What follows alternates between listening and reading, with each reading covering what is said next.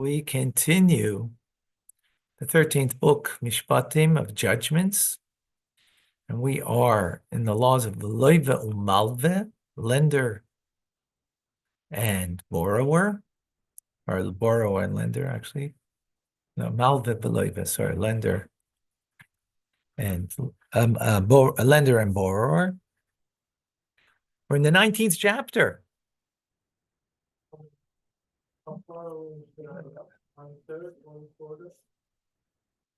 There are 27 chapters. So you got a bunch to go still.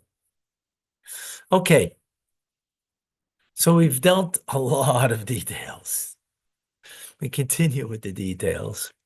When a court attaches the property of a borrower to expropriate it, they should expropriate only land of intermediate quality for a lender.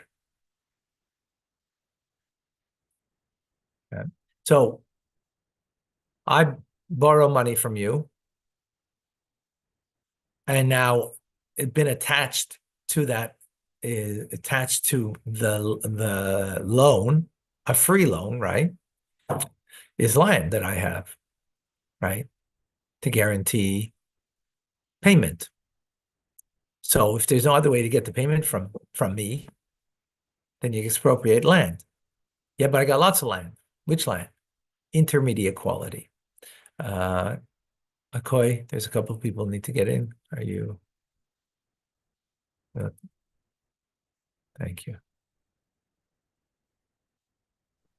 Right? So it can only be intermediate value, not the best, and you don't have to take the worst.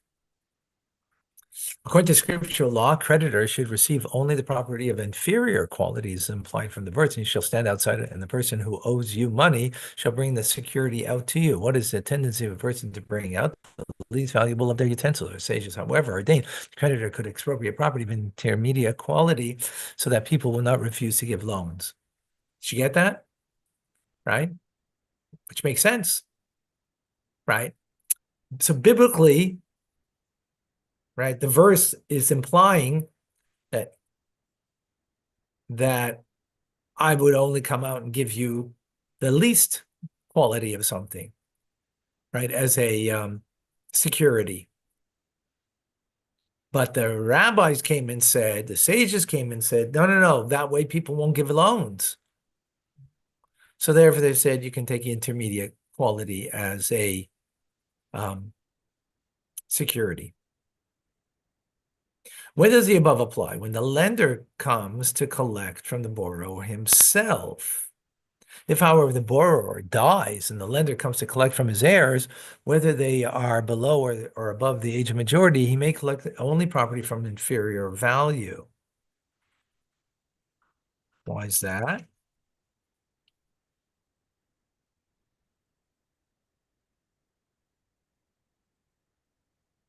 Because the sages didn't change this. Remember, scriptural law is that you get only inferior land, right? Biblical law. So when it now goes into the hands of the heirs, the whole point of doing this is the sages wanted to make sure that a person who has money is going to lend money to someone who doesn't have money or needs help, right? Rather than getting a handout, they're getting a loan, right? That's preferred way of being charitable. So when the lender is giving to the borrower, he's not thinking that the borrower is going to die, right? But he is thinking, what's he thinking? That he may not have the funds to pay me. So I need security. So I'm taking security. I don't want the worst land to take of his to take. So therefore the sages say intermediate. But he's not thinking he's going to die and now I'm going to have to take it from the heirs. So therefore they kept the biblical law and didn't extend it to the heirs. That's the logic. Got it? Menachem Hill, you got that? No? All right. Let's stay present. You followed Okay. Okay. Halacha number 2. We do not collect payment from property that has been sold when the debtor, oh boy, realize the time. That has been sold when the debtor owns property that is still in his possession. This applies even if the property in his possession is inferior quality and the property that has been sold is of intermediate or superior quality, and whether the property has been sold or given away as presents. If the property that has been sold is flooded, the creditor may collect from the property that has been sold. Rationale of sins is devastating, is as if this no longer exists. What does that mean? So, if I owe money, right, and I don't have how to pay, except from my land, but I have inferior land, but I sold land that was good quality or intermediate quality, right? We don't say you can go to the person that I sold it to and take and expropriate from that person, right, and get the intermediate.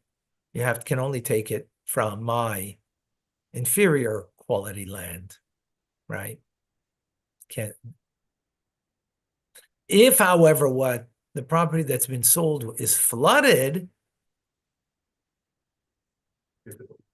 Not being sold.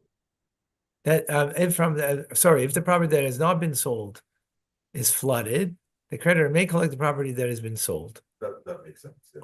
Right, because because the rationale is that it's been devastated and it's as if the property doesn't exist, right?